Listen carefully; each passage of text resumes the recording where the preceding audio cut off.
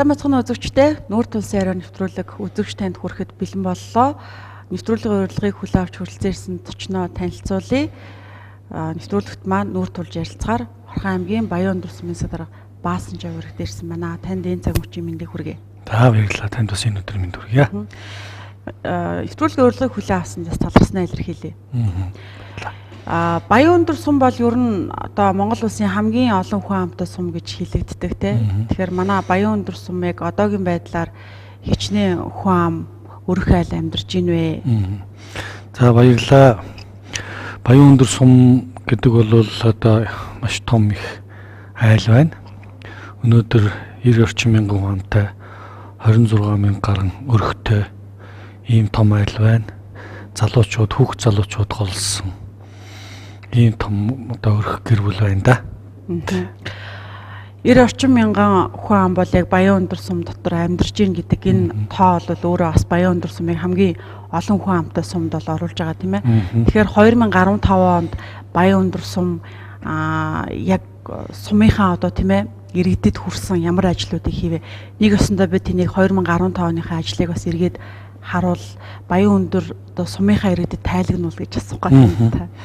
За тэгэхээр одоо нэр нь сум гэх боловч манай Баян Өндөр сум бол үндсэндээ Эрдэнэ хот гэж бүхэл ойлгож болно. Тэгэхээр хот гэдэг маань өөрөө одоо хөдөөний энгийн одоо жирийн сумдуудыг бодвол асуудлууд маш олонтой ийм айл их айл байгаа. Тэгэхээр энэ дээр хамгийн гол одоо бусад сумдуудаас ялгаатай зүйл нь юу вэ гэхээр энэ хотын барилга байгууламж, дэд бүтцийн асуудал, нийтийн тээвэр, үйлчлэгээ, ах үйлчлэгээ одоо тийм ингээд маш олон асуудлууд бол энэ дээр байдаг л та. Тэгэхээр яг Баян Өндөр сумын хувьд Орхон аймагтайгаар үндсэндээ нэг газар нутаг дээр байдаг учраас Баян Өндөр сумн дээр тулгамдсан Баян Өндөр сумын иргэдийн өмнө тулгамдсан асуудлыг аймаг хот хоёр бол үндсэндээ хувааж аваад л асуудлыг бол шийдвэрлэдэг. За 3,000 гаруй хүн амтай жаргалант сум бол хажууханд мань хаяад ирлээд байж байгаа. Тийм болохоор үндсэндээ бол аймгийн бодлого бол Баян Өндөр сумын иргэдийн эрх ашигын төлөө бас явж байгаа гэж ойлгож болно. Тийм болохоор аймгийн одоо иргэдийн асуудлыг шийдвэрлэх асуудлууд Баян Өндөрийн шийдвэрлэх асуудлууд гэдэг дээр бид нар бодлогын хувьд харилцан ойлголцож энэ асуудлуудаа шийдэж байгаа. Ялангуяа хөрөнгө оруулалтын ажлуудыг. Тэгэхээр өнгөрсөн жилүүдэд бид нар хөрөнгө оруулалтын ажлууд дээр одоо иргэдтэй тайлан тавихад хамгийн одоо тийм авууштай шин гэх юм уу иргэдэд их хүрсэн ажил гэх юм бол нэгдүгээрт би энэ олон нийтийн оролцоотой ажил гэж хэлж болно. Чухам юунд вэ гэхлээр өмнө нь бол энэ хөрөнгө оруулалтын ажлууд аливаа тендерийн ажлуудыг тендер зарлаад хэн нэгэн компани аваад ингээд тэрийг цааш нь хийгээд явдаг байсан бол иргэдийн өмнө тулгамдаад байгаа тэр ажлыг иргэд өөртөө бүлэг болж тэр ажлыг эхнээс нь санаачлаад манай байрны урдах замыг, манай байрны гаднах ногоон байгууламжийг гэд эднийг бид нар өөрсдөө шийдье гэд төслөө боловсруулад тэр иргэд өөрсдөө тэрийг хийгээд түр ажлын байраар өөрсдөө хангаад өрхийн орлогыг одоо эрхэн өөрийнхөө орлогыг бас нэмэгдүүлээд тэр ажлаа санаачил шигээ сэтгэлээ шингээж тэрийг хийгээд дараа нь хийсний дараа тэрийг арчлалт хамгаалтан дээр нь бас өөрсдөө анхаарал тавьж авч явж байгаа. Энэ жишийг бол одоо үндсэндээ 3 жил шахам явлаа. Өнгөрсөн жил бид нар 300 гаруй сая төгрөгөөр энэ олон нийтийн оролцоотой ажлыг зөвхөн Баян Өндөр сумынхаа багууд дээр хэрэгжүүллээ. Энэ их үр дүнгээ өгсөн. Энэ ажлууд юу хийсэн бэ гэхэлэр зам гүүр барьж байна. Явган хүний зам барьж байна. Ногоон байгууламж барьж байна. Энэ ажлууд бол иргэдийн сэтгэл хангамжийн баталгаа их өндөр байгаа ажлыг хэлж болно. За түрүүн ярианда би дурдсан манай Баян Өндөр сум бол одоо барилгацсан газар учраас барилгыг орон сууц барилгыг тойрсон проблемууд их байдаг. Ялангуяа олон жилийн насжилттай байгаа одоо 40 орчим жил болчихлоо шүү дээ. 40 жил болсон энэ хотын маань инженерийн шугамшүүлжээ, дээвэр, заадас, зам, харгуй гэд. Одоо бид нар чинь одоо хот дотор гэхэл бараг 25 км орчим замыг бид нар засаж янзал сайжрууллаа. За тэгээ тэрнээс гадна одоо бараг хэмжиж үзэх юм бол бараг булган орохтой энэ тим урт одоо орон сууцныхаа заацуудыг янзаллаа. Өнгөрсөн жил гэхэл одоо өмнөх орон сууцны одоо 2, 3, 6 дугаар хорооллынхаа гадна басаадаг Эрдэнэ төлөвлөрийн хамтын ажиллагааны хүрээнд хийлээ. Гэх мэтчлэн олон ажлууд байна. Одоо энэ хийсэн ажлуудыг ингээд яриад байх юм бол цаг их гаргах л та тий онцолж хэлэхтэй юм байна. Баян дурсам дотроо бүтцийн үед ингээд задлаад аваад үсэх юм бол ерөөсөө салбар бүрэл рүү ингээд салаасан нэг том мод гэж ойлгож болно тийм ээ. Дотроо одоо газар олголтын асуудал явж байна, зээл тусламжийн асуудал явж байна тийм ээ. Иргэдийн оролцоотой ажлууд ингээд явж ийн гэдэг ингээд байна л да. Би зүгээр өөрөөгөө өгсөн ажлууд дотроос өөрөө бас сурвалжлаа явж байсан учраас би сум хөгжүүлэх сангийн зээлтэй холбоотой зүйлийг тодруулах гэдэг юм л да. Ер нь яг бодит хөрсөн дээр үр өгөөж маань яг яаж бууж ийн, энэ зээлийн хэмжээр нь өнгөрсөн жилүүдэд нэмэгдсэн үү? Авсан зээл маань нөгөө бичил бизнес эрхэлж байгаа иргэдэд маань хэр одоо үр дүн авчирч чадсан бэ? Тэгэхээр өнөөдөр ард иргэдээс над дээр ирж байгаа өргөдөл хүсэлтийн дийлэнх хувь хоёр зүйл эзэлтэй. Нэг нь таны саяны ярьсан газрын асуудал, нөгөөх нь хөдөлмөр эрхлэлтийг дэмжих, ажлын байр нэмэгдүүлэх. Тэгэхээр одоо яг манай Баян өндөр сум дээр хэрэгжиж байгаа сум хөгжүүлэх сан бол өрхийн орлого, жижиг дунд бизнес эрхэлж байгаа улсуудын орлогыг нэмэгдүүлэх, ажлын байрыг нэмэгдүүлэх үндсэн одоо чиг үүрэгтэй ингэж ажилдаг. Бусад зээлүүдээс ялгаатай нь ямар нэгэн банкар дамждаггүй, банкны өндөр шаардлагыг тавьдаггүй, богино хугацаанд шийдвэрлэдгээр нэг өсөндөө өндөр барьцаа хөрөнгө, өндөр одоо хүү шаарддаггүй, уян хатан хүүгээ өөрөө иргэнтэйгээ тохирч жагаад хүүгээ тогтоодог, одоо иргэн төлөлтөд тогтоодог, хуваараа тогтоодог. Ийм л одоо зээл юм байгаа. Ялангуяа одоо барьцаа хөрөнгө багтай дөнгөж өрхийн үйлдвэрлэл хийж байгаа, жижиг бизнес хийж байгаа энэ улсуудад бол манай сум хөгжүүлэх сангийн зээл бол их тохирсон байдаг. Гэтэ одоо өнгөрсөн хугацаанд бид нар бол нэлээдгүй их ажлын байрыг бий болголоо. За ажлын байр хадгалж үтэх мөн одоо бизнесээ өргөжүүлэх, өөрийнхөө өрхийн орлогыг байгууллагын орлогыг нэмэгдүүлэх гэдэг тал дээр бол нэлээд ажил хийлээ. За сүүлийн одоо нодлон 15 онд бид нар яасан гэхээр 14 15 онд яасан гэхэлэр ер нь бол за ингээд би одоо бизнес эрхлэх гэсэн юм аа гэд өргөдөл бичээд төсөл бичээд үрж байгаа хүнийг шууд дэмжих биш. Тэр үнийг эхлээд бас бэлдэх хэрэгтэй байна. Тэр хүмүүс зүгээр бодно шүү дээ. Ямар нэгэн санхүүгийн бизнесийн боловсролгүй хүн байж болно. Тэгэхээр одоо сэтгэлийн хөврөлөөр асуудлыг хэрвээ шийдэх юм бол тухайн иргэн маань эрсдэлд орох одоо магадлал өндөр болно. Тийм учраас үн төлбөргүйгээр Баян өндөр сумын засаг даргыг нэрмжтгээд өргөдлөө өгсөн иргэдийг бизнесээ эхлүүлэх, бизнесээ яаж хөгжүүлэх үү, бизнесээ яаж өргөжүүлэх үү гэдэг энэ сургалтанд бол иргэдийг хамруулж байгаа. Тэгээд ирэхээр иргэд бол хэн нэгэн төсөл бичдэг хүнээр биш, өөрөө бичээд өөрөө яг хийх гэж байгаа бизнесээ ойлгоод өөрийнхөө эрсдлийг сайн одоо ойлгож төслөө бичиж орж ирж байгаа сүүлийн үед авж байгаа зээл авж байгаа улсуудын иргэн төлөлтийн хувьд бол эрсдлийн хувьд бол харьцангуй багасж байгаа ийм одоо эрг зүйлүүд бол мэдрэгдэж байгаа. Тэгэхээр бид бол ганцхан иргэнд зээл өгөөд за одоо чи яач юу тэрийг хийж гэнэ үү ингэж гэнэ үү гэж хянаж шалгах цагдахаас илүүтэй хамтарч ажиллах, зөвлөх, цаашд нь одоо энэ хүнийг тэр бизнест нь хөлөө олох, цааш нь дэвжихт нь бид нар туслах байхаар л ийм хэлбэрээр ажиллаж байгаа. Сум хөгжүүлэх сангийн зээл тий. Сум хөгжүүлэх сангийн зээлийг ярих юм бас нөө газар олголтын тухай асуудал хөндөгдөөд тэгээ орхичлаа шүү дээ тий.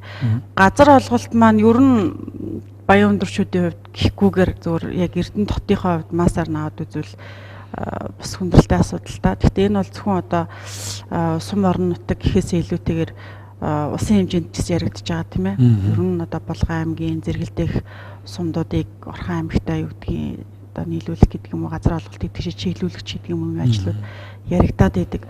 Гэхдээ гарсан агц маань юу байваа? Тухайлбал 2015 онд ингээ аваад үзэх юм бол газар олголтыг хэрхэн зөв хэлбэрээр явуулав. Нөхөн олгор гэдэг зарчмаар бас яваад байгаа шүү дээ тий. Шууд олгох газрын нөөц ус байхгүй учраас. Тэгэхээр улсын үндэс бол газар гэж хэлсэн байдаг шүү дээ. Тий. Үнэхээр одоо манай Баян өндөр сум бол газрын нөөц тун багтай. Тийм болоод ирэхээр өнөөдрийн байдлаар бид нар 10 гаруй мянган иргэнийхээ газрын өргөдлийг шийдэж чадахгүй байна. Яагаад гэхээр газрын нөөц байхгүй. Одоо иргэд маань мэдж байгаа урагшаа Эрдэнэгийн гэтэл тал нь Булган аймгийн Орхон сумын нутагт байдаг. Энэ дээр газрын маргаа маш их гардаг.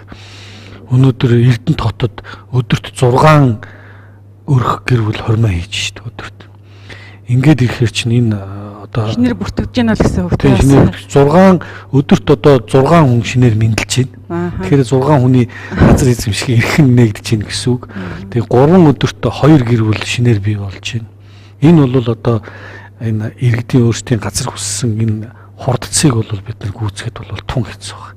Өөрөө газрын маань хэмжээ одоо хязгаартай байгаа учраас. Гэхдээ биднэрт одоо бодлогын хоёр л зүйл байна. Юу гэхээр нэгдүгээрт бид нар энэ орон сууцчлах ажлыг өшөө эрчимтэй болгоё. Хотын ерөнхий төлөвлөлтөнд орон сууцчлах, иргэдэд орон сууцаар хангах энэ ажлыг бол ер нь юун түрүүнд барьж авъя. Энэ бол маш олон талын ач холбогдолтой. Үнэхээр орон сууцнд иргэд хамрагдах юм бол өөр одоо амьдралдаа ихтгэлтэй болно. Энэ орон сууцныхаа ипотекийн одоо зээлийг төлөхийн тулд би ажиллах ёстой. Өөр хүмүүстэй амьдрахын тулд би толгоогоо ажиллаж дөрвмөч ажиллах ёстой гэдэг ажил хөдөлмөрлөл эрхлэх энэ сэдэл бол маш хүчтэй төрөх ёстой. За хоёрдугаарт бол одоо бидний байнгын ярьдаг энэ агаарын бохирдол энэ асуудлыг бид нар шийдэх ёстой.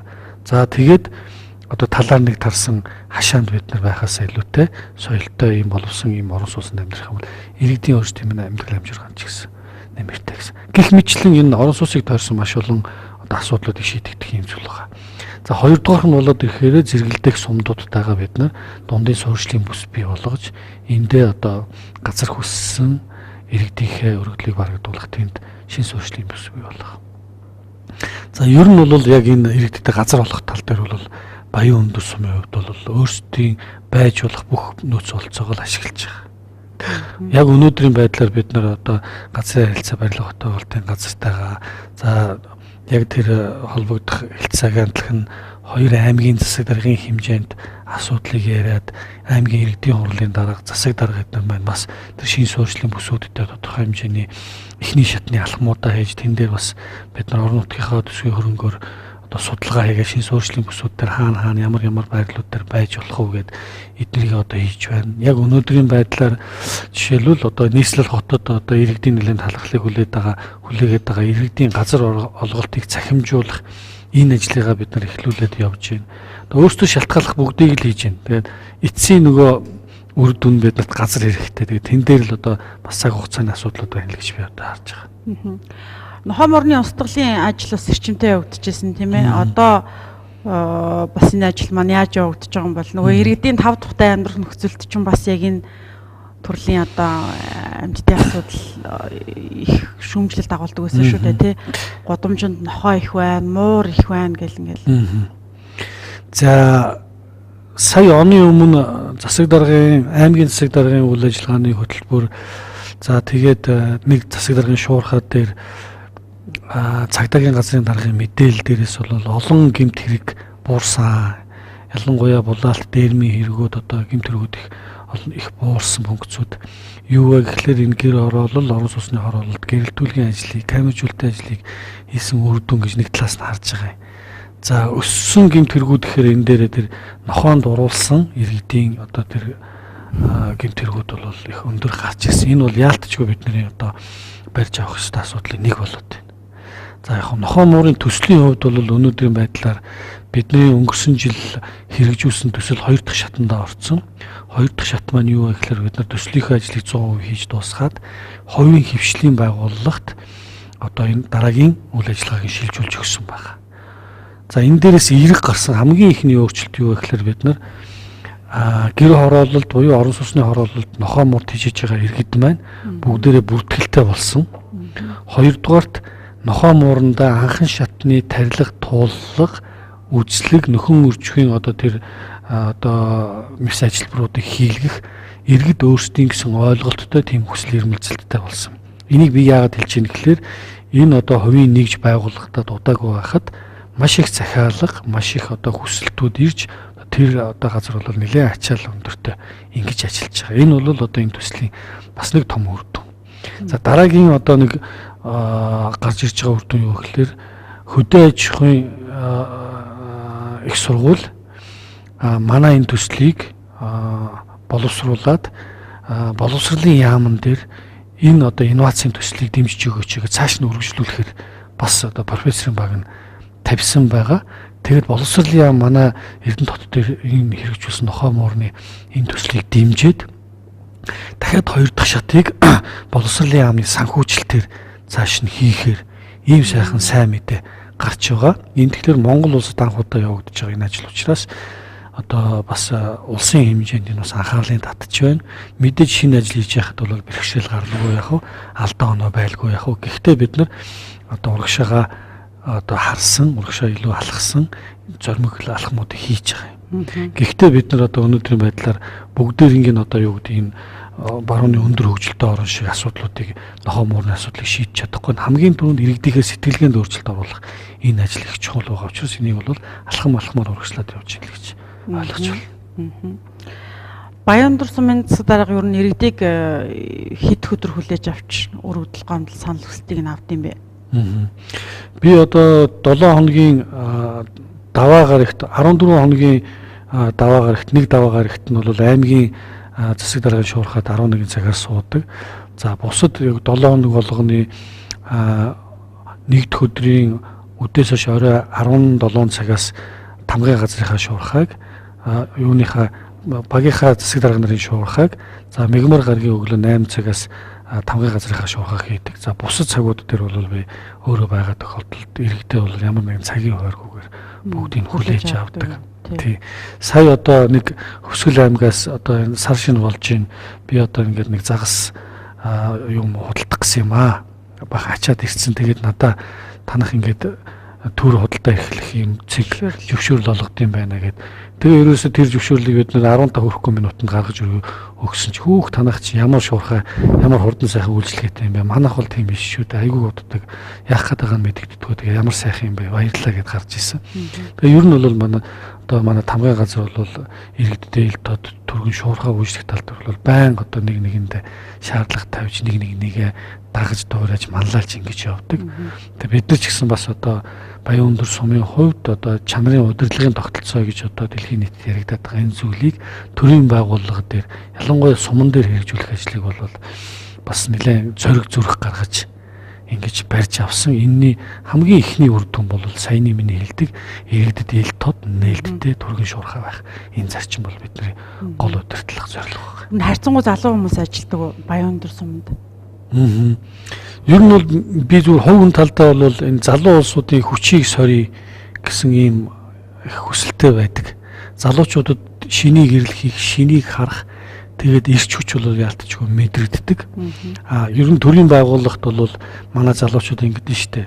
Тэдэн жил ажилласан туршлагатай байх хэрэгтэй. Ингээд аюул олон шалгуур байдаг учраас бид нар энэ одоо төрийн байгууллагт өөрсдийнхөө хүч авьяас сурч мэдснээс ороход бол их одоо төвөгтэй байдгаа гэдэг ярьдаг. Энэ бол үнэн. Тийм болохоор аль болохоор би залуучуудад одоо ажиллах нөхцөлийг хангаж өгөх, боломжийг олгох энэ тал дээр бол байдаг. Тийм учраас одоо манай тамгын газрын ажилчдын бол ихэнх нь одоо шижигсэн сайхан залуучууд. Тийм. Баяндар сум одоо багуудынхаа байрыг ер нь хэр өнгөрсөн жилүүдэд шинжилж чадваа. Одоо иргэдийн төрийн үйлчлэгийн анхан шатны нэгж бол баг штэ тий. Тэгэхээр баг дээр одоо үйлчлэг авах гэж байгаа иргэд маань ингээл шууд сум руугаа очивол ингэхгүйгээр бас багаасаа ихээ төрийн шуурхай үйлчлэг авахын зарчим бол их чухал байдаг. Өнгөрсөн жилд гарсан акц юу бэ? За. Би өмнө одоо яг Атраа чамтай тантай нөө ярилцлага хийж байхдаа нэг бас энийг дурдж ирсэн. Гэхдээ бас зарим үзэгч нар маань сонсоогүй гэж магадгүй. Би бас энийг сонирхуулж ярих их дуртай. Намайг 12 онд дөнгөж ажил аваад хэдхэн хонж исэн чинь нэг 2 бүсгүй орж ирээд миний сууж исэн сандал ширээ тоолоо явцсан байхгүй юу. Тэгээ юу болж ийн гэсэн чинь эн чинь Эрдэнэ төлөвлөрийн ширээ сандлаа гэдэг. Тэгээ яг Баяндар сумын хувьд бол ийм л байсан. Энэ бол яг Баяндар сумд төрийн үйлчлэгийг үзүүлж байгаа төрийн албан хаагчдын ажиллах нөхцөл боломж бол маш хүнд байсан. Дандаа гологдмол шилэгдмэл ингэсэн жагсаалаасаа гарсан зүйлүүдийг бол бараг хэрэгжилжсэн гэдэг хэлсдэггүй. Яадаг байсан гэхээр аймаг дээрээс жагсаалаас гарсан зүйл нь суман дээрээс жагсаалаас гарсан зүйл нь баг дээр гэдэг ийм зарчмаар л явдаг байсан. Төсөө хөрөнгө мөнгөж хэцүү байдаг байсан баг. Тэгээ бид нар бол энэ дээр дөрвтэй бол өөрчлөлт хийсэн. Энэ бол нэг төрийн албан хаагчийн хувь хүний одоо манайх чинь цалин багтаа штэ. Тээзээ 3-аар цалинчдаг. Одоо нэг 2500 хүнтэй сумын төвийн одоо төрийн захиргааны албан хаагчийн цалин авдаг мөртлөө 90,000 хүнтэй хүнд одоо үйлчилж штэ. Харьцангуй ачаал өндөртэй гэсэн. Тийм 26 10 одоо 3-4 мянган 15 мянган баг гэр хорооллыг иргэдэд ганцхан газрын даамал ажиллана гэдэг чинь маш их ачаалттай. Тэгсэн мөртлөө тэр 2500 одоо иргэнтэй сумын газрын даамалтай адилхан цалин авна гэдэг бол энэ бол ачааллын хувьд бол хайцсангүй. Тийм учраас ядаж тэр төрлийн албаагч ажил дээр ажиллаж байхдаа нэг 5 тухтай ажил руугаа тэмүүлдэг. За ажилласаа гэрлүүгээ харихтаа нэг сэтгэл ханамжтай ингэж явах. Нэгдүгээрт, хоёрдугаарт иргэн өөрөө төрийн байгууллагаар үйлчлүүлэхэд бас нэг ороод нэг суучдаг. Гэхдээ нэг ханд ширээ сандлан згсэн нэг хууларцсан, ангацсан, эвдэрсэн, хэмгэрсэн юм биш нэг ийм байдлаар төрийн үйлчлэгээ бас нэг авчих. Ийм олон зүйлүүд байдаг. Тэгээ энэ утгаараа бид нар бол багийнхаа ажлын албуудыг бол одоо техник тоног төхөөрөмж ширээ сандал юмнууд дээр бол боломжийн ирээрээ бас шинжилж гайгүй болгосон. За багууд дээр иргэний танхимуудыг бүгдээрэн дээр нь бий болгосон. Иргэний танхимтай иргэд өөрсдөө ярьдаг, уулздаг, асуудлаа хэлэлцдэг. Тэгээд дээш нь дээд шатныхаа байгууллагуудаа уламжилдаг. Энэ одоо системүүд бол ойрын одоо өнгөрсөн 3 жилийн хугацаанд бол их сайхан төлөвшөж байна л да. Ер нь хичнээн иргэний танхим бий болчоод байна. Одоо үндсэндээ баг бүх багууд дээр байна. Бүх багууд өөрсдийн гэсэн иргэний танхимтай, зарим бол тусгай бие иргэний танхим байна, зарим нэг нь бол өөр газрууд дээр иргэний танхим одоо яг хэрэгтэй үедээ хэрэгжилдэг ийм байдлаар л явж байна. Манай аймаг өвлжилт ер нь хэр байна вэ? Баян өндөр сум нөгөө малчин баг жаргаланд сум гэл ингээд нөгөө нийлэн яана гэл ингэж жаад одоо асуудлууд 100% шийдэгдээгүй байна. Гэтэ ер нь малчтай эргэж тойрох асуудлаас баян өндөр сумд харьяалагддаг штэ тий. Малчт маань гайгүй юу? За өнөөдрийн байдлаар аймгийн засаг даргын захирамж гарсан хүнсэтэй аж ахуйн газраас манай Баян өндөр сумын засаг даргын тамгын газраас иргэдийн үйлчлэлтийн бэлтгэл байдалтай танилцах ингээд маршрут гаргаад хүмүүс явж байгаа, үзэж байгаа, танилцж байгаа. Харьцангуй зэрэгэлдэх сумдууд одоо Булган аймгийн зэрэгэлдэх сумдуудтайгаа харьцуулахад манай Эрдэнэтийн энэ хэсгэн хонгор бол үйлчлэлт их сайхан байна. Тий. За нэг тал газраа бол нэг 5-8 см. За юу хонгор одоо жалгатай газар бол нэг 15 см орчмол ийм цастай байна. Хайцангуй гайгүй байна. Сүүлийн өдрүүд жоохон хүүтнэр чангарч байна. Тэгээд одоо удахгүй бас цаг үеэр сайхан болно гэсэн юм прогноз мэдээ байгаа. Өвжилт хөндөрч байгатай холбогдуулан бид нар аймаг болон сумын засаг даргын захирамж гарч аймаг сумын нөөцөнд байгаа фондны өвс тэжээлүүдийг бид нар бас малчттай хөнгөлөлтөө үнээр одоо олгосон байгаа. Одоо энэ дээр бол бас малчт маань өөрсдөө өргөдлөө өгөөд тэр өргөдлөхийн дагуу одоо жил болгон олгодохдоо энэ ажлаа бол бас зохион байгуулсан байна. Олон асуултууд байна л да. Гэхдээ би зөвхөн зарим зүйлийн одоо тодтогоод асууж байгаа байна. Иргэдийн оролцоо гэдэг зүйлийг бас Баян өндөр сум өнгөрсөн жилүүдэд их барьж ажилласан юм шиг харагддгийн тий. Иргэд оролцооч гээл уриалга хүртэл гарцсан явж идэг. Зүгээр өнгөрсөн жил аваад үзэхэд хичнээн иргэнийг төр ажлын байраар хангачв. Иргэд нөгөө эргээд өөрсдийнхөө амьдарч байгаа орчиндөө гар бие оролцоо бүтээн байгуулалт хийгээд ирэхээр сэтгэл ер нь хэр хүлээж авдсан байна. Одоо жилээс жилд энэ хандлага бол их сайжирч байна. Тийм. Өнгөрсөн 2015 онд гэхэд бид нар нэг 25 6 бүлэг бол ажил хийсэн. За энийг нэг 5-аар үржүүлэх юм бол тоо гарч байгаа биз. Тэгэхээр ийм хэмжээний улсууд ажлын төр байраар хангагдаж байна. Дандаа ажилгүй иргэд. Одоо яаж ийм гэхээр сүүлийн одоо бид нар 2015 оны багийн засаг даргын ажлын тайлан хурал болсон. Энэ тайлан хурлыг ингээд ажиглаад тахад бид нар бүлэг болъё. Бид нар энэ ногоон байгууламжаа нэмэгдүүлэх, байгаль орчноо хамгаалах, за энэ орчин тойрноо одоо эмгэгцэгчтэй байлгах энэ асуудлууд дээр бид нар оролцоо бид нар төсөл боловсруулж хий гэсэн улсууд их байна. За нөгөө талаар иргэдийн оролцоон дээр юу гэхээр энэ одоо компаниудын хийж байгаа төсвийн хөрөнгө оруулалтаар хийгдэж байгаа ажлууд дээр хяналт тавих энэ ажлууд бол нэлээд сайжирч байна. Яагаад вэ гэхээр бид одоо энэ тендерийн үйл ажиллагаанд иргэдийн оролцоог хангах тал дээр бол одоо баг зуршил болоод сурчлаа да. Юу гэхээр жишээлбэл тендерт одоо 5 хүн 7 хүн оролцлоо гэж бодоход 7 хүнээс 2 нь гэтэл зөвхөн иргэдийн төлөөлөл. Нэг нь гэтэл одоо тэг мэрэгжлийн төрийн бус байгууллагуудын төлөөлөл. За дахиад нэг нь гэтэл иргэдийн хурлын төлөөлөл. За тэгээд нөгөө 3 дээр нь гэхэд одоо тухайн газрын тамгын газраас ч гэдэг юм мэрэгчлэлтэн ийм улсууд оролцох. Ингээд олон талаас ингээд ороод ирэхээр хяналтын механизм сайжирч байгаа. Хоёр дахьных онцлох юм нь юу гэхээр манай Баян өндөр сумын иргэдийн төлөөлөгчдийн хурал өөрсдөө хороодтой. Тэр хороодороо дамжуулаад энэ хөрөнгө оруулалтын ажлууд дээр байн явж хяналт хийж тэн дээр хороодууд нь өөрсдөө дүгнэлтээ сумынхаа иргэдийн хурал дээр тайлгнаж байна. Энэ бол хаанаасаа хяналтын механизм сайжруулах. Тэгэхээр аандаа ажил өөрөө ингээд цэгцэндээ ороод хэн нэгэн хүний дураараа загнах ийм замыг л боож өгч байгаа байхгүй. Энэ бол одоо эрс мэдрэгдэж байна. Хяналт сайн байх юм бол ажил өөрөө эмх цэгцтэй, журамтай ингэж л хууль журмын дагуу явах ийм л утгатай байна. Эрдэнэ төлөвлөр чинь нөгөө цэг хилцүүд нь Баян-Өндөр сумтай нэг шипийн холбоо үсгээд л ажил явуулаад л тий нөгөө үйлдвэрт ажиллаж байгаа ажилчид маань өөрсдийнхөө амьдарч байгаа орчин баг хороондоо юм хийгээл нэг ажиллагаа явагдчихсэн шүү дээ. Өнгөрсөн 15 онд ер нь хэр одоо хамтын ажиллагаа үргэлжлэв? Бүр ажил ямар хөө байв? За ер нь бол Эрдэнэт үйлдвэр Орхон аймаг хоёрын хамтын ажиллагаа бол шин шатанд гарсан гэхэд баг хэлж болно. За энд бол аймаг одоо үйлдвэр хоёрын хооронд бол маш том ажлууд хийгдэж байгаа. Манай Баян-Өндөр сумын хувьд бол үндсэн нэг хоёр том ажил байдیں۔ Нэг нь юу гэхээр багууд Эрдэнэт үйлдвэрийн цех эсгүүттэй шипийн холбоотой. Шипийн холбоотой тэгээд одоо юугаараа баян түүгээрээ дайлна гэдэг шиг тухайн цех хилцсүүд өөрсдийнхөө зардлууд дээр тодорхой хэмжээний үйл ажиллагаан дээр төсөв суулгаад тухайн баг дээр тулгымцсан асуудлуудыг шийдвэрлэдэг, хамтарч ажилладаг ийм нэг зүйл байгаа. Жишээлбэл одоо Эрдэнэт үйлдвэрийн ил уурхай гэтэл машин дэргээр туслаад одоо тодорхой нэг хонхор донхор болцсон ус их цугладаг газар нь хайр гасгах тэгшилдэг ч юм уу гих мэтчлэн. За тэгэл одоо өөр ямар нэгэн жижигхэн цэг байх юм бол тухайн багийн нэг үгүй ядаж хаалгын сольдог ч юм уу тийм ээ эсвэл нэг сайхан самбар хийждэг ч юм уу ер нь бол ажил жижигдэхгүй шүү дээ. Гэх мэтчлэн хамтын ажиллагаанууд бол нэг сайжирч байна. Хоёрдугаарт байгаль орчин хамгаалах энэ тал дээр бол манай Эрдэнэт үйлдвэр бас манай Баян-Өндөр сумтай бол их одоо хамтарч ойрхон ажилладаг. Ялангуяа одоо энэ Эрдэнэт үйлдвэрийн бүсэд одоо дураараа буудаг мал бүхий иргэд энийг журамлах.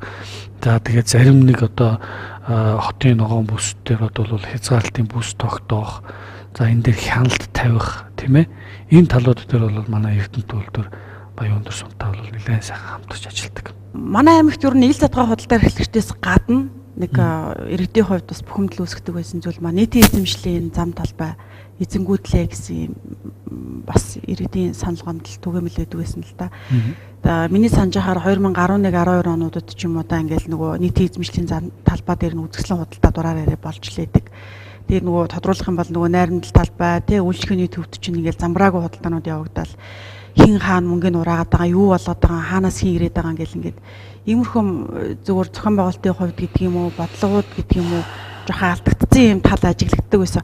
Одоо нийтийн эзэмшлийн одоо зам талбай гэдэг юм уу тэр нөгөө худалдаа үйлчлэгээ явуулах жишүүрл энэ төр нь юу н хэр эмгцэгцтэй болвоо. Ер нь бол төрийн байгууллага бол ялангуяа энэ хувийн хвшлийн байгууллагуудын үйл ажиллагаанд шууд оролцох нь бол юм. Харин бодлогын хувьд гарцыг зүү гаргаж өгч боломжийг нээж өгөх нь хамгийн чухал. Өнөөдөр нийгэмдэр одоо дээр дөрвөл ярьж энэ да юу гэхээр Монголд юу алдагдаад байна гэхээр хариуцлагын тогтолцоо эзэнгүйдэл энэ хоёр зүйл алдагдаад тийм учраас л одоо бид нар хөгжиж чадахгүй гэж яриад байгаа шүү дээ. Тэгэхээр таны саяны асуулт бол энэтэй шууд холбоотой. Намайг 2013 онд дөнгөж ажил авахад бол энэ асуудал хөндөгдөж байсан. Эрдэнэтэд ер нь одоо эзэнгүйтсэн зүйл юу байна вэ гэсэн чинь нийтийн эзэмшлийн талбай. Тэр одоо нийтийн эзэмшлийн талбайны арчлалт хамгаалалт тэр олон жилийн өмнө одоо манай ахмадууд тарьсан сайхан мод бут сөөгүүд тэр зүйлийг ер нь хэн хамгаалаад байна. Энэ дээр нэгдсэн ойлголт эмгэгчтэй бодлого байхгүй байсан. Тэгээд бид нар одоо аймагтайгаа хамтраад Эрдэнэт хотод байгаа нийтийн эзэмшлийн талбайнуудын ер нь ихийг бид нар одоо боломжоор бол одоо эзэнтэй болгоод тухайн албан байгууллага аж ахуй нэгжтэй гэрээ хийсэн. За танаа одоо эзэмшлийн талбай бол энэний хооронд байгаа. Энэ дээр тэдний ширхэг бут тэдний ширхэг мод тэдэн одоо ингээд явган зам гэрэлгээгээ шон байна. Хашаа хайс байна. За энийг арчилж хамгаалаа шүүгээд гэрээ хийгээд. Ингээд энийг бол жил болгон бид нар дүгнээд явдаг. Энэ бол одоо бас аж ахуй нэгжүүдийн хувьд бас юмдаа эзэн болгохаа энэ бид нар хариуцах ёстой юм байна шүү гэж энэ хариуцлагын тогтолцоо өндөрч нэг ажил. Хоёрт нь юу гэхээр маш олон иргэд цагдаа миний тийм юм хураагаад авчлаа ийм болохоо ажиллаа инглээ тэглээ тэр худалдааны төвийн босс намайг хөөлөө би ядуу зүдөө одоо амьдрах чадвар хэцүү орогдлогоолсон юм ихтэй надад одоо худалдаа эрхлэх боломжийг олгож өгөөч гэдэг. Энэ бол хэд хэд орж ирсэн. Тэгээд бид одоо судлаад энэ одоо Эрдэнэт хотод гар дээрээс ил задгаа худалдаа эрхлэх газруудыг судлаад газруудын байршлаа бий болгоод энэ дээр ил задгаа худалдаа хийх юм бол одоо нийтийн эрх ашигыг зөрчихгүйгээр яаж худалдаа хийх вэ? Тэр худалдаа хийж байгаа бүтээгдэхүүнүүд нь муудаагүй байх хэрэгтэй, хүнсний аюулгүй байдлыг хангасан байх хэрэгтэй, орчин тойрноо бохирдуулахгүй байх хэрэгтэй гэдэг энэ бүх хэд хэдэн шинжүүдийг агуулад бас нөгөө иргэдтэй чинь гэрээ хийгээд за та энэ газар дээр 1 сар 3 сарын одоо энэ худалдаа эрхлэх боломжтой боллоо гэдэг. Тэгээ иргэн хүн чинь одоо төрийн байгууллагаас хяналт ирэхэд үзүүлэх төр одоо тусгай зөвшөөрөлтэй болоод ирэхээр тэр хүнд бол ямар нэгэн эрсдэл гарахгүй болчихж байгаа. Ингэж ирсэн одоо өнөөдөр манай Эрдэнэтэд бол нэг 20 гаруй одоо төр худалдаа эрхлэх юм цэгүүд байна. Энэ дээр бол иргэд хязээ ирээд над дээр хүсэлтээ тавиад өстө нэг 15 минут гэдэг шиг асуудлаа шийдвүлээд тухайн газартаа төр худалдаа эрхэлж болно. Түүнээс гадна гар дээрээс гадна зөөврийн жижиг хэлбэрийн одоо төвц гэж одоо яригддаг зөөврийн тийм хэлбэрийн бас жижиглэн худалдаа хийж болно. Тэр нь бас онцгой нөхцөл шаардлагатай тодорхой хэмжээний хураамжтай тэр хураамжаа төлөөд тэр газараа одоо зөөврийн байдлаар худалдаа эрхэлж болно. Ингэж л боломжуудыг нээж өгöd ирэхээр одоо над дээр тэр асуудлаар гомдол санал ирдэг одоо асуудлууд бол үндсэндээ харагдаж байгаа гэсэн үг. Аж ахуйн нэгж байгууллагуудын хувьд одоо Баян өндөр сум Дичнээ аж ахуйн нэгж байгууллагын тэдгээрээс нөгөө шөнийн цагаар гэдэг юм уу үйл ажиллагаа явуулах тийм одоо үйлчлэгийн газрууд маань хэр байдгийг иргэдэс нэг ийм гомдол бас ирдэг л дээ 100 гаруй мянган хүн амтай гэж албан бус тоо гараад идэг гэрнэ манай аймгийн худалдаа үйлчлэгээний бас нэг ийм одоо иргэдтэй тий төрөөрхөө үйлчлэгдэх хэрэгтэй байна. 24 цагийн имийн сан байгаад идэг гэрнэ 24 цаг хүнсний одоо худалдаа эрхэлдэг тийм том дэлгүүр алгаа гэл. За ер нь бол одоо зөв би энийг бол хувийн талаас л ярмаар байна. Таны саналтай бол одоо бүрэн одоо санал нийлж байна. Ер нь бол үйлчлэгийг бид нар аль болохоор иргэдтэй боломжийг олгох хэрэгтэй. Боломжийг олгож нээж өгж явахгүй бол хаагаал боогоол явах юм бол нөгөө нийгэмд сөрөг үзэгдлүүд нь давамгаалаад гараад ирдэг учраас энийг бол болноо болох ёстой. За магадгүй тодорхой цаг хугацаа тодорхой бэлтгэл ажлууд байх ба хууль эрх зүйн орчин байх ёстой байх. Өнөөдөр манай Эрдэнэт хотод нэг 1900 гаруй аж ахуйн нэгж үйл ажиллагаагаа явуулж байна. Энэ бол асар том тоо. За энэ дээр ялангуяа нийтэд одоо үйлчилдэг, нийтийн үйлчлэгийг хамардаг энэ газрууд дээр бол бид нар ер нь бодлогын хувьд бас онцгой уян хатан чанарыг агуулж байхгүй бол юм бол хянаж цагдах, хаших одоо тийм ээ ийм байдлаар биш аль болохоор бид нар зөвлөж хамтарч зөв гарц зөв голдрогт нь оруулж ажиллах ёстой, боломжийг олгох ёстой л гэж би хувийн хувьд боддог. Тэгээд удахгүй тэр одоо 24 цагаар үйлчлдэг үйлчлэгээний байгууллагууд юм уу иргэдийн одоо үнэхээр эрэлт хэрэгцээ байгаа бол тэн дээр тулгуурсан бодлого гаргаж ич тэн дээр бизнес их маань өөрсдөө цэвэр өрсөлдөөнийг бий болгож чанартай үйлчлэгийг эцсийд хэрэглэгч нарт хүргэжлэвэл энэ зөв шийдвэрлэж бодож байна.